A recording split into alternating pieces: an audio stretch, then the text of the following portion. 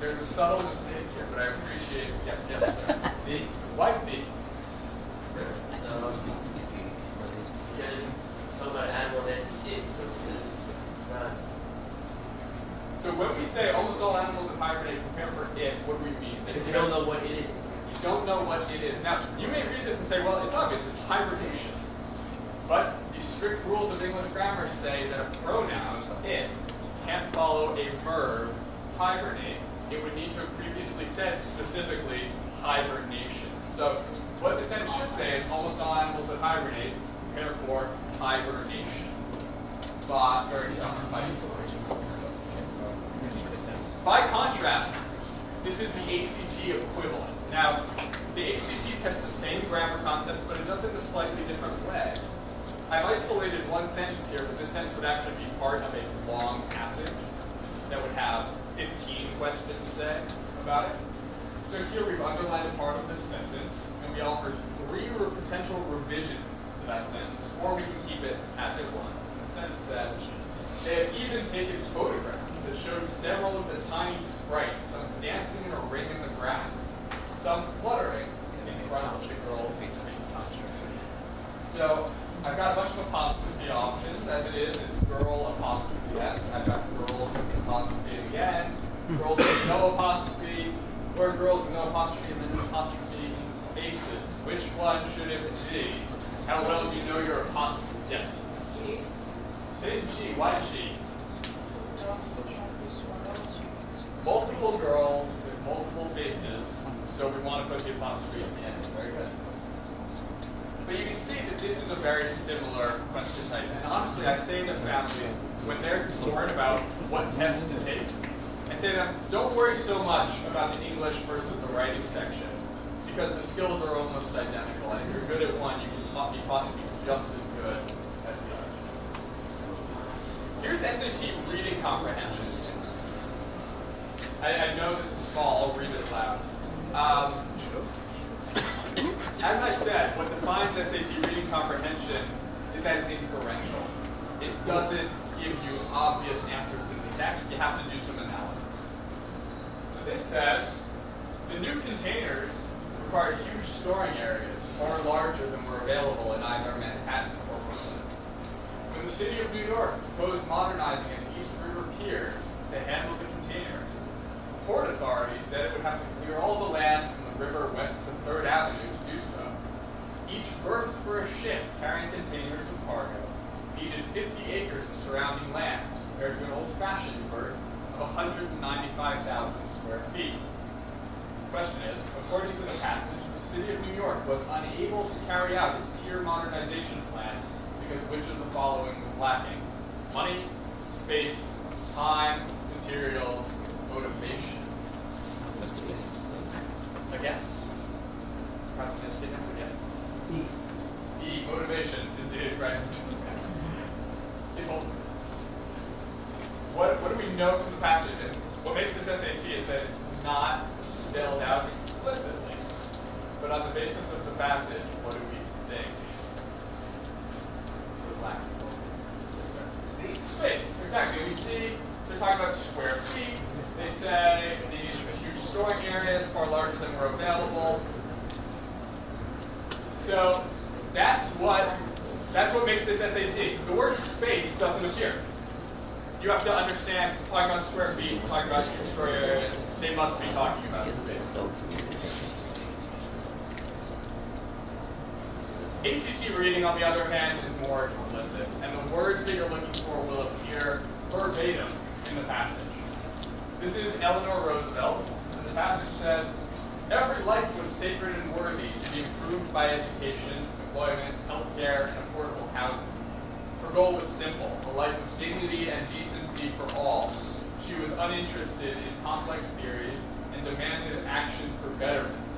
Her abiding conviction, however, was that nothing good would happen to promote the people's interest unless the people themselves organized to demand government responses. The question is, according to the passage, Eleanor Roosevelt believed that social reform should include all of the following, except promoting community action, developing universal education, supporting affordable housing, or establishing involved theories. Now, I'll walk you through this. You'll notice each one is referenced verbatim in the passage.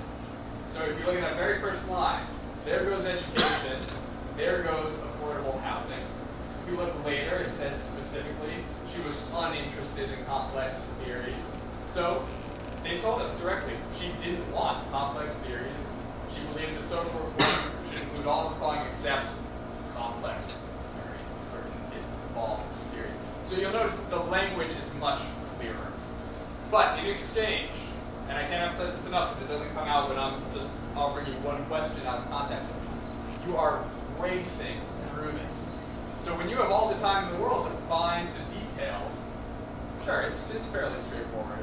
But when you are speeding through and these details are hidden in a passage that takes up 2 columns of an entire page of paper, that's where the difficulty comes. On the map, this is SAT math, which, like I said, yields to tricks and probably offers several creative ways to approach it.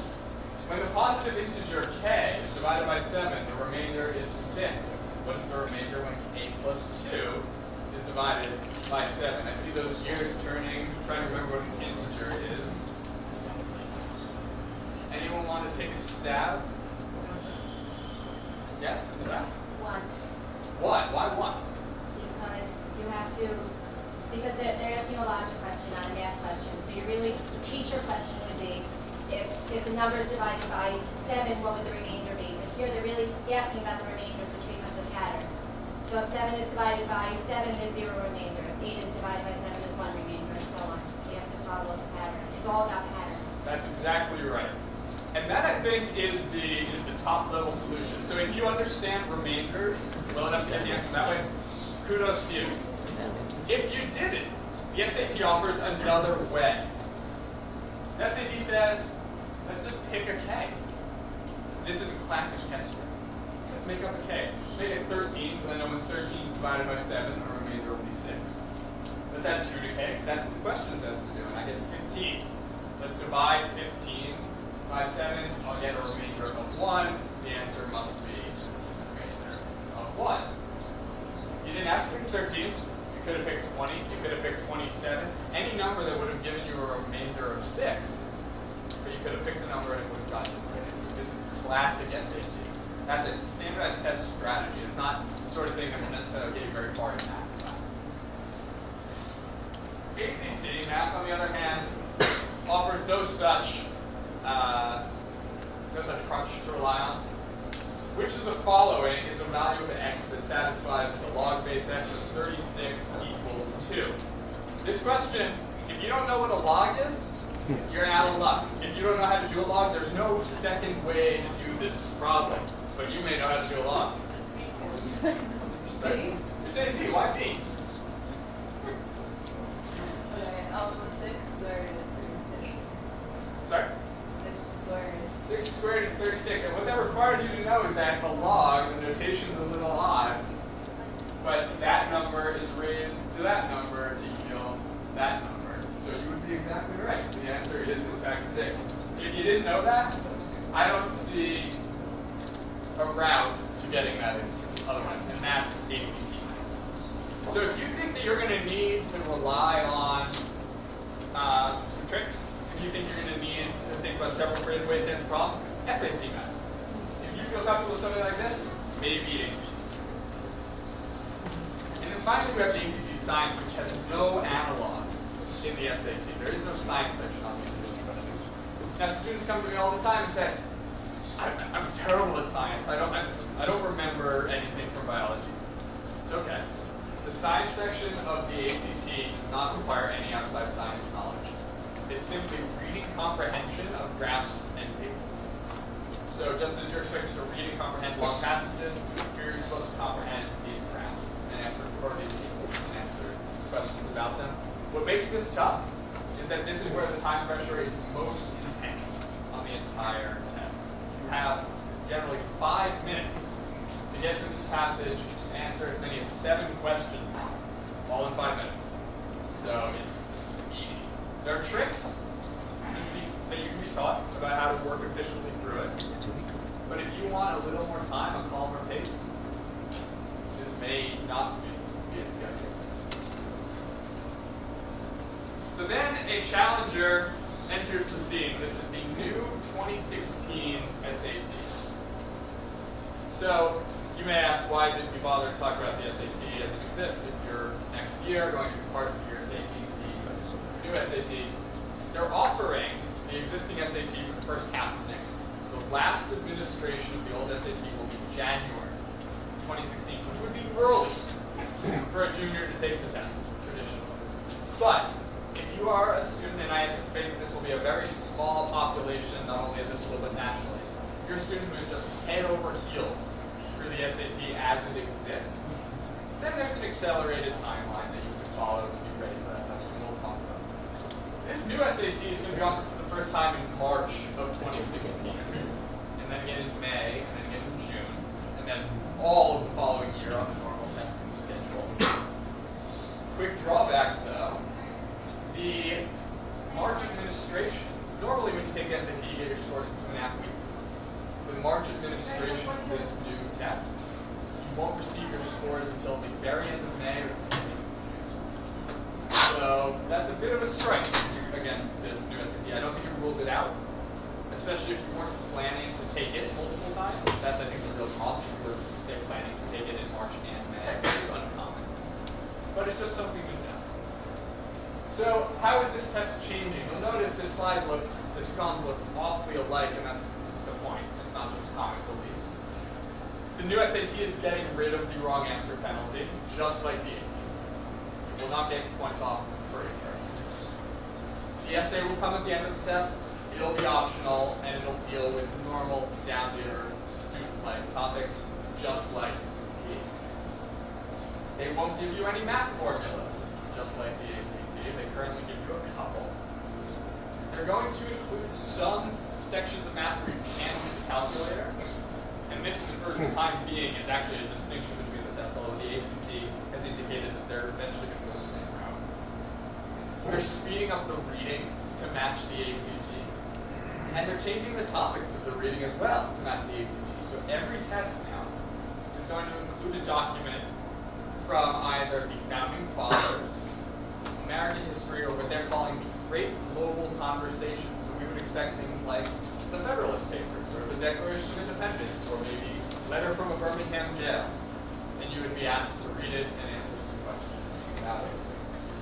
They're also going to match the science section, not by creating a science section, but by including graphs and tables on the reading itself. So things are going to be very similar between these two tests of spring classes. How's this new test structured? Well, we're going back to 1600, which, parents, is great because now you can compare your SAT score directly with your test. There's these two sections, verbal and math. You get a score out of 800 on both. The verbal includes reading and grammar, so it's the writing and reading section from the existing SAT mashed into one. The math is still math, but they're changing the focus. It's going to be much more narrowly focused, especially on algebra and on real-world problem solving. But they're also adding some topics that have until now only appeared on the ACT. Those topics are trigonometry, logarithms, and some matrices, some top-level math. That won't be a lot of questions, but it'll be some. So let me show you what these questions are actually going to look like, because the College Board has just started to release some samples of what this new test will be. So for contrast, this is English on the ACT. So before I showed you just one sentence pulled out of the passage, this gives you a little bit more of a sense of one long passage, a lot of sentences, answers on the side, or questions rather on the side. The SAT, as you can see, is virtually identical. Same idea, long passage, grammar issues underlined, questions on the side, as opposed to those individual sentences that they correct. This is how the ACT tests vocabulary right now. No specific vocabulary section, just every now and then when you're reading a passage, they'll ask you what a word means. SAT, same deal. They're getting rid of the sentence completion vocabulary questions, and they're just going to test you on vocab within a passage. And they're going to make it much less about the classic SAT vocab of just those really complicated long words that nobody ever uses, and they're making it now more about vocabulary that one would see in college, they say. So words like synthesis, something that would show up on an essay or reading in college or a science fiction. Reading on the ACT has always included politics and government, as I mentioned. So the SAT is going to do the same thing with reading on politics and government. And to match the science, they're going to add these graphs and sometimes tables to the reading as well. The takeaway here is that these are going to be very, very similar tests. Many. To illustrate the math, because this is, I think, one of the biggest differences. When they say they're focusing more on algebra, this is what they mean. This is a difficult algebra problem. It's harder than almost anything that would appear on the current SAT. But if you know how to do it, just like on the current ACT, if you know how to do this problem, it's fairly straightforward. If you don't, are there a ton of strategies to figure it out otherwise? Not as many. Here's a problem-solving math question. I love this one. I think it's hilarious. It speaks to our age. So the typical image taken of the surface of Mars by a camera is 11.2 gigabits in size. A tracking station on Earth can receive data from the spacecraft at a data rate of 3 megabits per second for a maximum of 11 hours each day. If 1 gigabit equals 1,024 megabits, what is the maximum number of typical images that the tracking stations can receive from the camera each day? This is truly a question for the smartphone era. Instead of thinking about robots on Mars, they could have just made it about Instagram. It would have been the same question.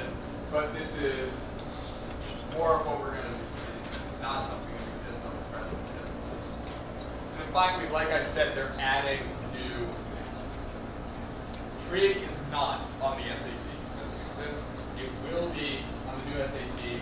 And this trig question is harder than any trig that would show up on the ACT. This is quite a bit tougher. In fact, I imagine that this will be one of, if not the toughest question on the math session. But it will be that. So that's where we're going after part. So that's the story about these tests. We've profiled now the ACT, we've profiled the existing SAT, we've profiled the future SAT. Hopefully that gave you some idea of which test feels best suited for you. You don't need to walk out of here with a decision by any means, but it should get the gears turning about the different activities of the tests. So let's transition now and talk about what the prep plan looks like. Now, students and parents alike, if you have not left square one yet, you are right on schedule. The fact that we are delivering this presentation is not to say, oh, you better be starting your prep tomorrow, because you should. You should. It's early. It's very early. But this gives you a sense of what to do once you've decided that it is appropriate to start. How to prepare. Generally, once students start prepping, this is what a schedule would look like. Now, to be clear again, not everyone gets tutoring. Tutoring is not for everyone. Maybe you get tutoring. I'm not here to say, oh, you should do that. There's lots of tutors out there that are suited for different learning styles, different types of students. So it's an option. It's nice, I think, especially for students who need somebody to light a fire under them, hold them accountable. Parents, if you don't feel like nagging to see, oh, have you done that homework you promised you would do? That's when you might consider bringing in somebody else. The average tutoring would be something like 1.5 to 2 hours a week, 3 to 5 months. In all of our data, we collect data on tens of thousands of students who have come through our programs and gone on to take these tests. All of the data say that the longer you prep, the better you do. Straightforward. The more time you spend either tutoring or studying on your own, the better you do. Practice testing or mock testing. You need to be taking full-length tests. The analogy that we often draw is that taking a test is like running a marathon. It's 4 hours of intense focus in a way that I think you don't get a lot of experience with otherwise. No interruptions, phones are off. There's breaks, but they're short and few and far between. So it's important that you be training just as you would train to run a race. And the way to do that is to take full-length tests. You can take them on your dining room table with one of the books that you pick up at the store. Or, since you live in the city, you can go to one of these centers in the city, Bespoke offers several of them, where you can sit for a full-length mock test that's proctored, and it emulates the real thing in every way except the fact that your score doesn't. And you get a real score report much more quickly. You get it in days rather than weeks.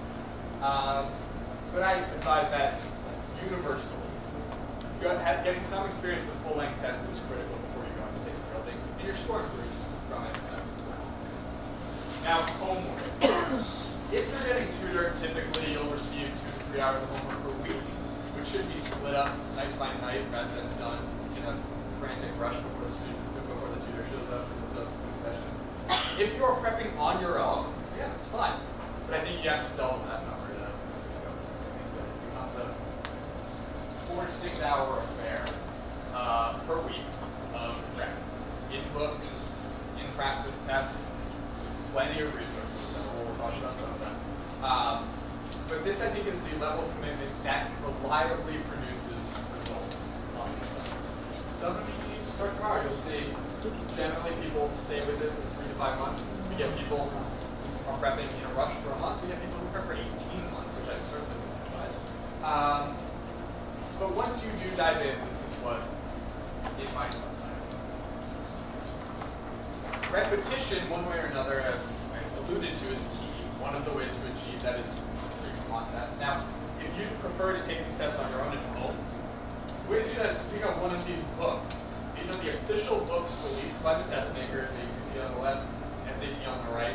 The new SAT Blue Book is going to be released next month, June 26th. So that will be available to you as well if you're interested in the new SAT. These contain real release tests. The SAT that I took once upon a time is in that Blue Book. But they can't be matched in terms of quality of the materials. Beyond those, there's plenty of other services that publish books. You know the names, Kaplan, Princeton Review. Their books are great. You can rely on those. There's an inexhaustible supply of practice available to students. So you will, I promise, you'll never run out. And then, if you're interested, is this bespoke administered SAT to ACT diagnostic, which gives students a sense of how they would do on either test without having to take 2 full-length tests. It's only 2.5 hours. And it churns out a score report that looks like this one. Gives your predicted SAT score, gives your predicted ACT score, and a lot of students rely on this test to make a decision about which test they're best suited to.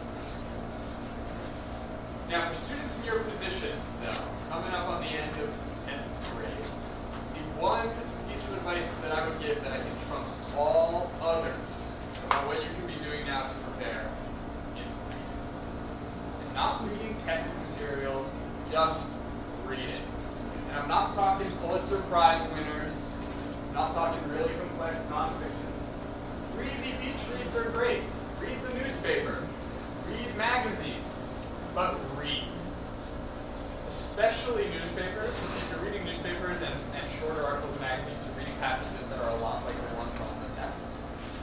But when students come to me for the first time, my private tutoring stuff with students, I can very often tell whether they were habitual readers or not. It puts students at an immense advantage. And it's not too late. You don't need to have been reading every night for an hour since you were 5. You can start now. And you will cover a lot of ground. Your vocabulary will improve, your reading comprehension will improve, your reading speed will improve. And that will help a lot on this test. So, let me offer to you what I see as 3 possible timelines for students in your year, and I'm going to offer some pros and cons for each. The first option is to take the ACT. If you take the ACT, you can adhere to a pretty traditional time frame, because the ACT is not changing. You can start prep over the summer, in this fall, maybe even into next winter. And you can aim to take the test for the first time in spring of your junior year. Maybe you take it twice. And then once or twice again in your senior fall. That's the schedule that students in previous years have followed for both tests. I think it's the most well-worn path. What are the pros here? The ACT is the known quantity. It's not changing. The materials exist. And tutors know it well. Kaplan and Princeton Review know it well. I think that there's a lot of upside to it. Your other option, take the old SAT. That would mean starting much sooner because this is offered for the last time in January 2016. It'll be offered 3 times in the fall, once in January, and that's it. So the pros would be if you really love this test, if you feel like it really gets at who you are as a student and test taker, and it might be the best test for you. The cons, you've got to take it sooner, which not only means you need to start earlier and rush, but it also means you're denying yourself the opportunity to grow and mature the way that students naturally do over the course of their junior year, junior summer, beginning of senior year, because the test will be around. You're also saying that whatever you get by January, you need to be happy with, because you're not going to get another stab at the test.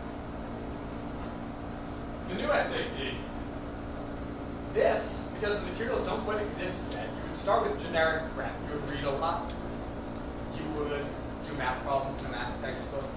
You might do some ACT work because, as we said, there's similar tests. And then once the materials start getting released, you'll transition to the new SAT-specific prep. You'll take the test for the first time in spring of junior year, maybe March, maybe May, then you take it again fall of senior year. Pros, you can stick to a relatively standard schedule. If the test is really well suited for you, then you get to take it. Cons, if you take it in March, you don't get your score for a while. You're dealing with a test that isn't very well understood yet by a lot of the test prep companies, by even colleges. They're still going to be fleshing out how they might focus scores.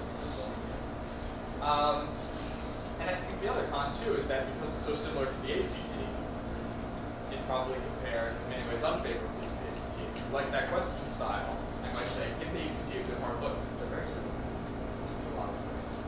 Now, no matter what you do, you need to assume that you're going to be facing the most stringent requirements, I think, from colleges. Because colleges vary in terms of whether they ask for all of your scores, whether they let you pick and choose. So unless you know, absolutely, I'm applying to this school, that's it, which I think no 10th grader really can know, I think you need to presume that the requirements are going to be fairly strict. And so you need to strategize accordingly. It means assume that colleges are going to see all the scores. So therefore, don't take these tests before you're ready to. Take mock tests, take practice tests, and once you've achieved the score you're looking for, then you know it's safe to go on to take a real test.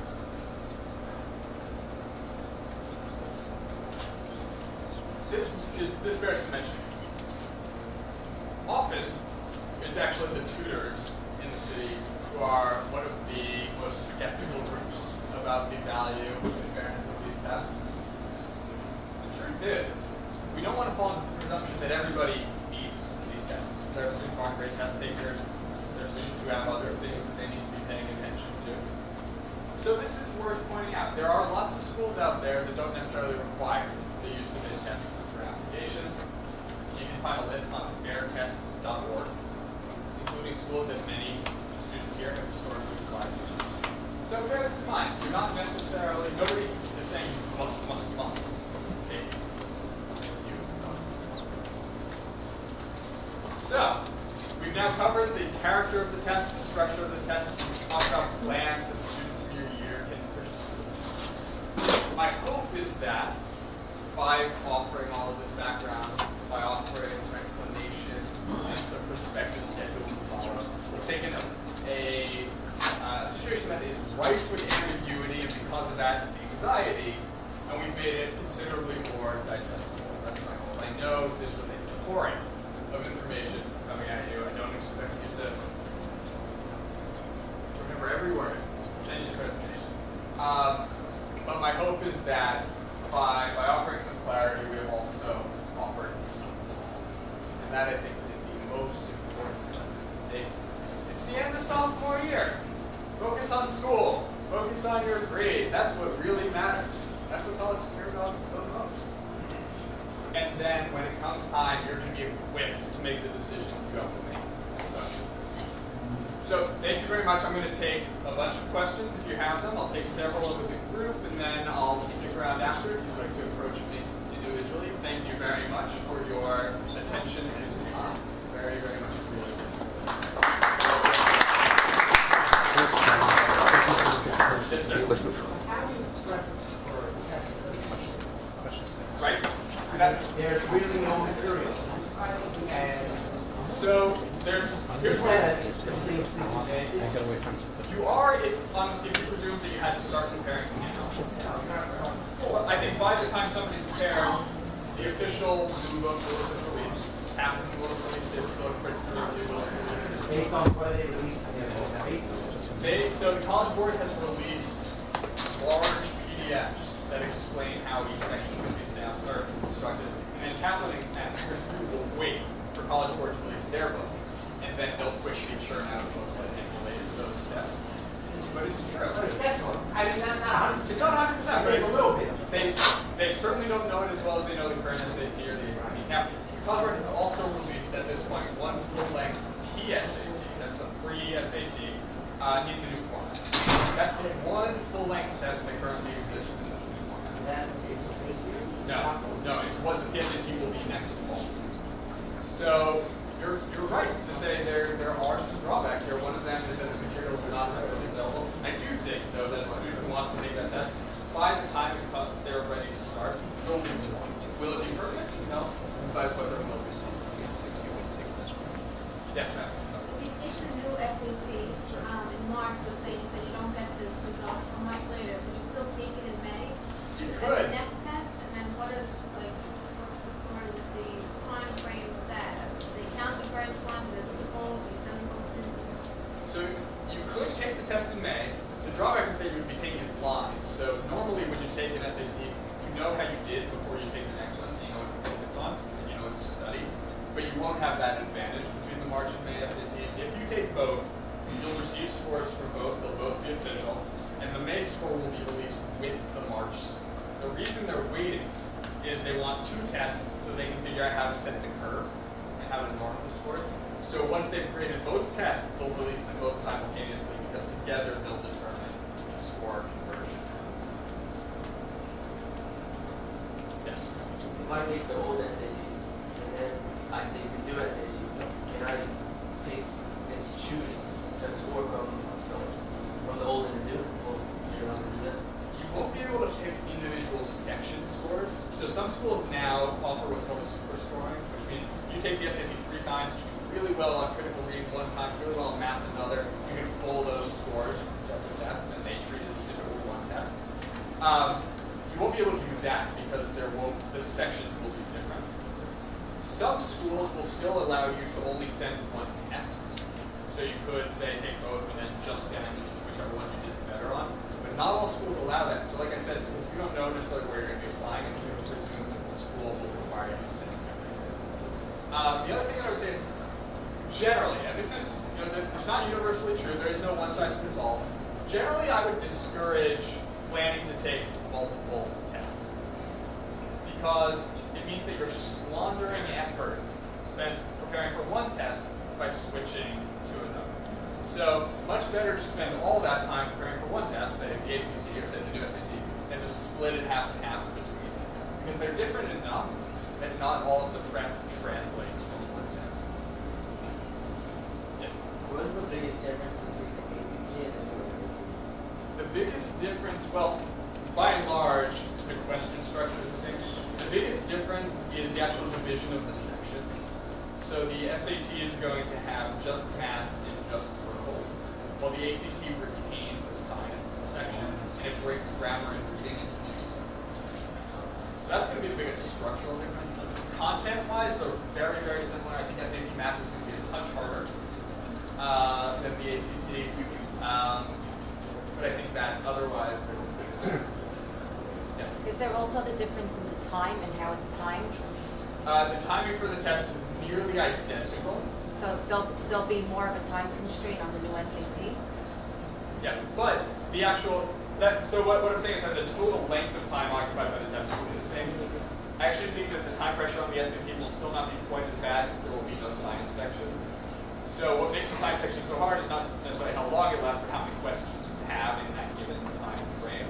The SAT with no science section will lack that time pressure. So I do think the reading will have more time pressure to be like the ACT, but I think in general the ACT will remain a slightly more time pressure test.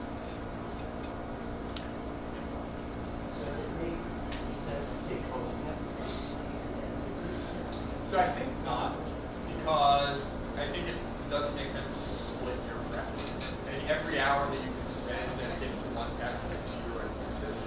So if you split your time preparing for two tests, I actually think you wind up doing more something. What if you prep for the ACT in May, and then prep for the new SAT before finishing out? So I think it's perfectly reasonable, and a student could presumably do quite well. But what I would say is they might do even better if they then spend the summer continuing to prep for the ACT.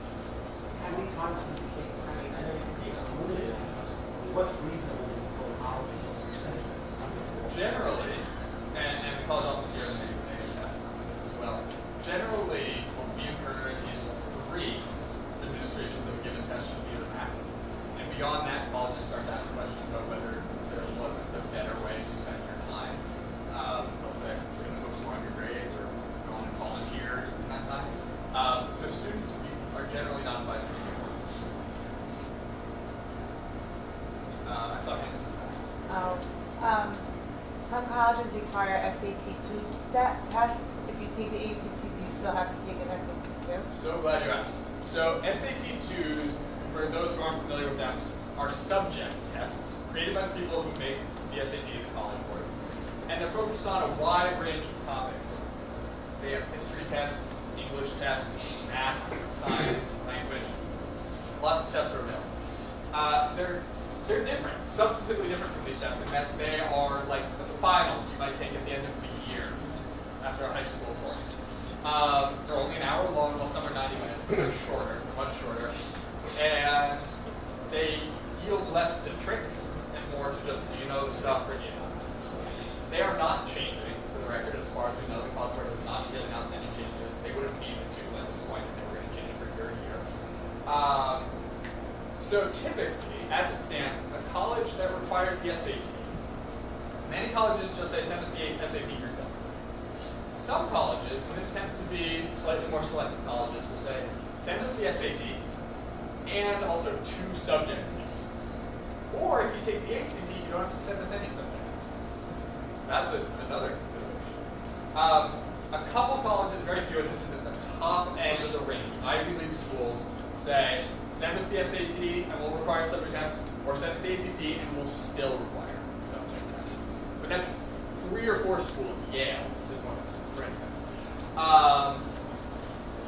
The truth about the new SAT is that colleges haven't set their policies yet.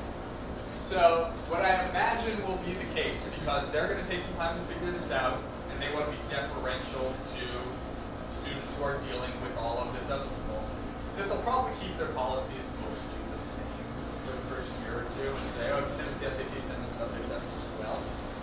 But the truth is, we don't know. Colleges even don't know yet. This is something they're going to be figuring out. But yes, as it stands, the most common arrangements are colleges that say, just send us the SAT or ACT.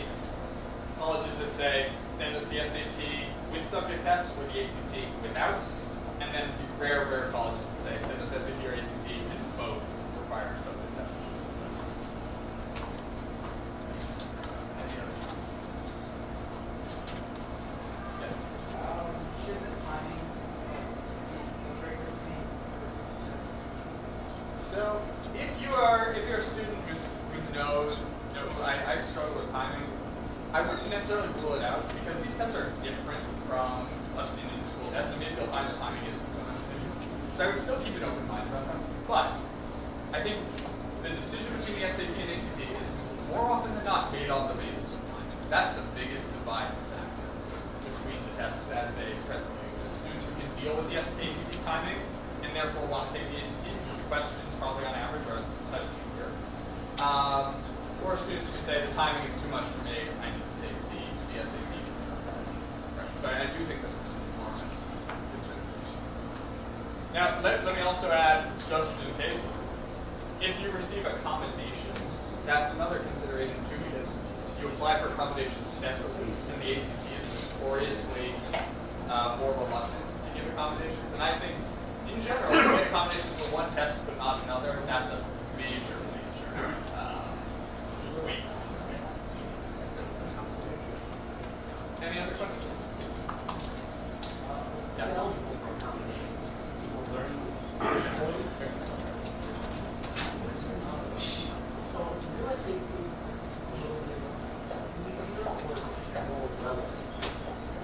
I think it's actually, if anything, a little bit harder.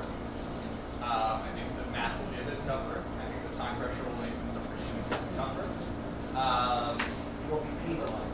When we penalize the wrong answer, the curve will reflect that. Anyway, that just means that the average score is going to be a little lower. And the curve will take that into account. So, some colleges would say, you know, the mean average is for accepting students with 100. So, new SAT, They're going to 3080 or They're going to recalibrate all this. We don't know yet because this, the college hasn't released a curve. So we don't know how. They don't even. They don't even know yet. That's true too. There's a lot of. Yep. Yeah, absolutely. And colleges will recalibrate their thresholds.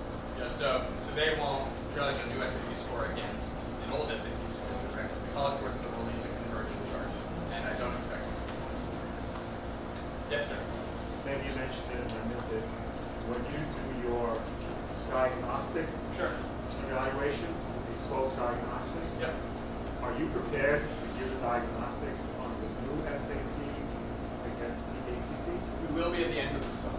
at the end of the summer? Yeah, we're waiting for the college board to release the materials, just like everyone else, and then we're gonna put it together. It's There may be a slight advantage in being the USAT since there's so much confusion and so new to the student. Could there be a slight advantage there? an advantage from the college is saying that they would. Because there's so much confusion and they say, oh gosh, we're not familiar with this test. I mean, ACT, they know, they can feel it, so they have. But is it because it's new and could that be an advantage? I would say though that it could just as easily be a disadvantage. Like, those ambiguities, the college is not quite knowing how to interpret the scores or what scores build into what score, could be in favor, sure, but could just as well, they could just as well judge things more harshly. Now, the college board, as I said, will release this conversion chart, and I imagine that they'll respect it because they know us as long as they're making these decisions. And in that case, I would probably say that it all comes out. But I think the college board's going to do their best to curve this test to say that so that a student does just as well on it as they would have done on full, or that they achieve an equivalent score according to some conversion. So I probably wouldn't try to get involved in playing that game. Instead, just go on based on what the student feels best for the student. So now that the SAT becomes really similar to the ACT, why would you take the SAT? A lot of people ask that. I think they will lose market share. Oh, certainly. Well, for the first year, certainly. But I think that what they were saying is we're losing market share anyway. So better Better hit for a couple of years. better just rip off the Band-Aid. Right, exactly. So they'll get hit for a couple of years, and then a couple of years later, maybe it'll come back to equilibrium, or maybe it'll never recover. But yeah, no, it certainly will be a consequence. Now, I don't want to say though that there's no sense in taking it because one size does not fit all, and there are students